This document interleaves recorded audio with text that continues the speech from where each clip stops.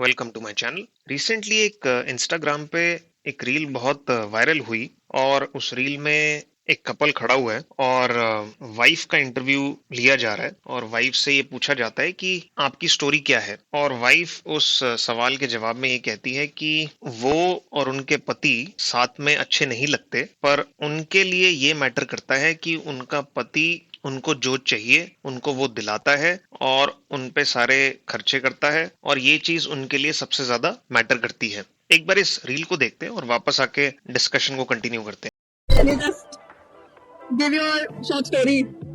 How did you guys meet? Anything? Okay, so I don't think we look good together, and I don't believe in that. Also, I think I look good, and his wallet is cute. That's what I'm worried about. Also, I don't mind if a guy is not looking cute, but his wallet has to be cute. And short story, actually, it's a 15 years long story, but the good part is. Every time I touch anything and I want anything, he was always there. Okay, baby, you want this? I can give you even better than that. So I think that is the best part about our relationship, and I really enjoy that. So thank you so much. How much do you spend monthly on yourself? On myself? Monthly? Yeah, very expensive, but I let my man do all the spending for me and I teach women the same. I think a woman should be independent, but as well as a very independently kept woman. That is the best kind of women, and I teach women the same. I think save your money, and even I really likes you. He has no problem spending his money on you, so spend his money and take everything and save your money. अब जब मैंने इस reel को देखा तो immediately मेरे दिमाग में दो तीन चीजें आई। सबसे पहली बात तो जो महिला है, जो वाइफ है, वो अपने आप को बहुत ज्यादा एंटाइटल्ड समझती है। वो समझती है कि वो बहुत स्पेशल है, वो कोई ब्यूटी क्वीन है। दूसरी चीज मुझे ये लगी कि वाइफ के अंदर हस्बैंड के लिए कंटेम्प्ट है, अपने हस्बैंड को वो फुद्दू समझती है। तीसरी बात जो मेरे दिमाग में आई वो ये है कि इस महिला में एम्पैथी की बहुत भारी कमी है। और चौथी बात मुझे ये लगी कि जो भी बात इस महिला ने बोली वो कहीं ना कहीं हस्बैंड की डिसरिस्पेक्ट करना एक तरीके से हुआ। और हो सकता है कि 10-15 मिनट पहले इन हस्बैंड वाइफ की लड़ाई हुई हो, पर जो भी लड़ाई हुई हो, जो भी कहा सुनी हुई हो, वो जिस तरह से इस महिला ने अपने पति का बम्बू किया इंटरव्यू में, वो उस चीज को जस्टिफाई नहीं करता। और देखिए, बहुत सारी महिलाएं फाइनेंशियल सिक्योरिटी के लिए शादी करती हैं और इसमें कोई नई बात नहीं है और ये हम सबको पता है। पर इस तरह से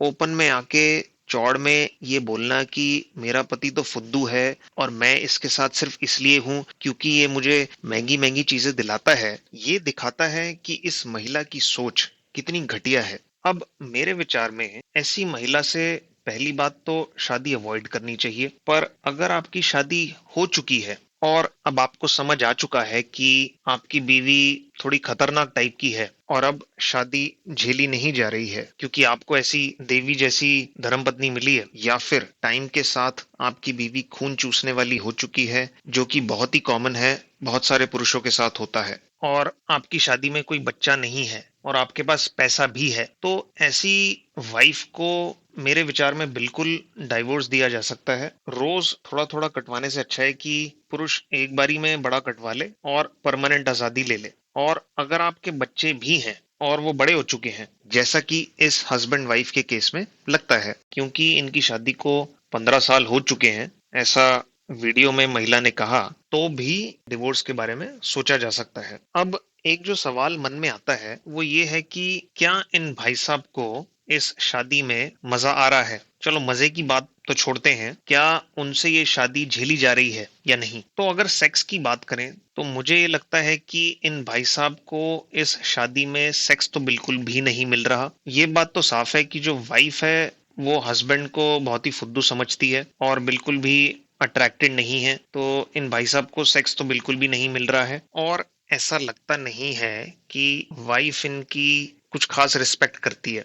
वाइफ इनको सिर्फ एक बैंक अकाउंट और एटीएम की तरह ट्रीट करती है, जो कि इनकी शॉपिंग को, इनकी वेकेशन को, महंगी महंगी जगहों पे जो ये खाने के लिए जाते हैं या कॉफी के लिए जाते हैं, उसको स्पॉन्सर करता है। तो इस चीज की बहुत संभावना है कि इन 15 सालों में पति के अंदर शादी को लेके और अपनी वाइफ को लेके एक कड़वाहट आ गई होगी। तो लगता तो यही है कि ये पुरुष अपनी वाइफ से और शादी से परेशान होगा। वैसे पॉसिबिलिटीज और भी बनती हैं। एक पॉसिबिलिटी ये भी हो सकती है कि हस्बैंड या जो ये पुरुष है ये बहुत ही वर्कोहॉलिक है, रात दिन काम में लगा रहता है और वाइफ अपना शॉपिंग करती है, वेकेशन पे जाती है, पैसे उड़ाती है और दोनों इस अरेंजमेंट से ओके हैं। एक पॉसिबिलिटी ये भी हो सकती है कि दोनों ने बाहर अपना कोई दूसरा जुगाड़ ढूंढ रखा है या सेटिंग बनाई हुई है, या तो दोनों ने ढूंढ रखा है या किसी एक ने ढूंढ रखा है। अब वो हस्बैंड भी हो सकता है, वो वाइफ भी हो सकती है, पर दुनिया को दिखाने के लिए या सिर्फ नाम के लिए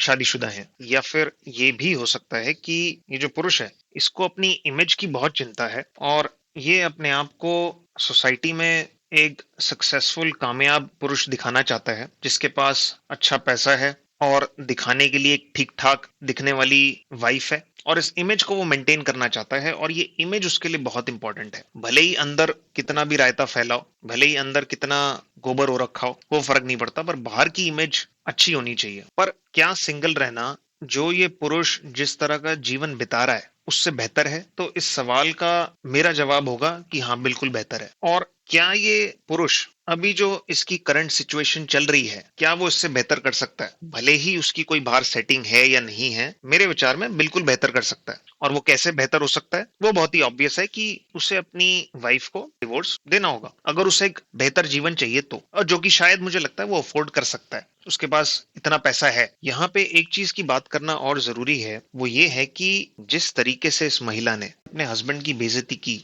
वो मुझे काफी खराब लगा। और किसी भी पुरुष को, किसी भी हस्बैंड को इस तरह की बेइज्जती बर्दाश्त नहीं करनी चाहिए, सिर्फ इसलिए कि घर में या शादी में शांति बनी रहे, लड़ाई ना हो। और अगर आपकी वाइफ आपकी ऐसी बेइज्जती करती है पब्लिक में या दूसरे लोगों के सामने, तो बहुत जरूरी है कि जो हस्बैंड है वो इसको इमीडिएटली डील करे और जितना जल्दी हो सकता है अपनी वाइफ से बात करे और उसको ये समझाए, उसको ये बोले कि वो इस तरह के बर्ताव से, बिहेवियर से ओके नहीं है और ये उसे एक्सेप्टेबल नहीं है। और ये इकलौती महिला नहीं है, ऐसी बहुत सारी महिलाएं हैं जो अपने पतियों की पब्लिक में या रिश्तेदारों के सामने या दूसरों के सामने उनकी लेनी देनी करती हैं, उनकी बेइज्जती करती हैं। और ये स्टार्ट छोटे लेवल पे ही होता है और फिर धीरे धीरे बढ़ते इस लेवल तक आ जाता है जहां पे अब वाइफ को कोई फर्क ही नहीं पड़ता कि मैं किसके सामने क्या बोल रही हूँ। जब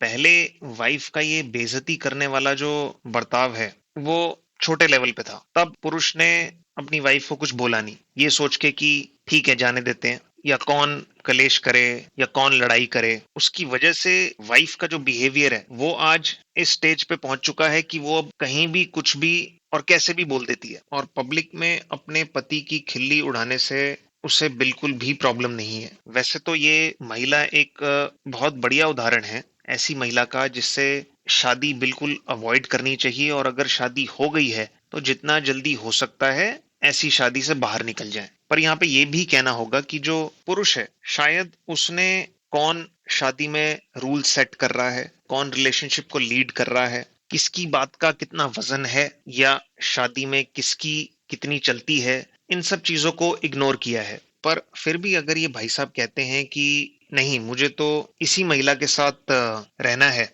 और इसी महिला के साथ आगे शादी चलानी है, तो मैं इन भाई साहब को बोलूंगा कि सबसे पहले तो अपना हेयर ट्रांसप्लांट करा लीजिए। जब इस उम्र में रजत शर्मा ऐसे दिख सकते हैं जिनके सर पे शायद कभी भी बाल थे ही नहीं, वो भी जब अपने सर पे बाल उगा सकते हैं, तो ये भाई साहब भी कर सकते हैं। वीडियो अच्छा लगा हो तो जरूर लाइक कीजिएगा। Thank you.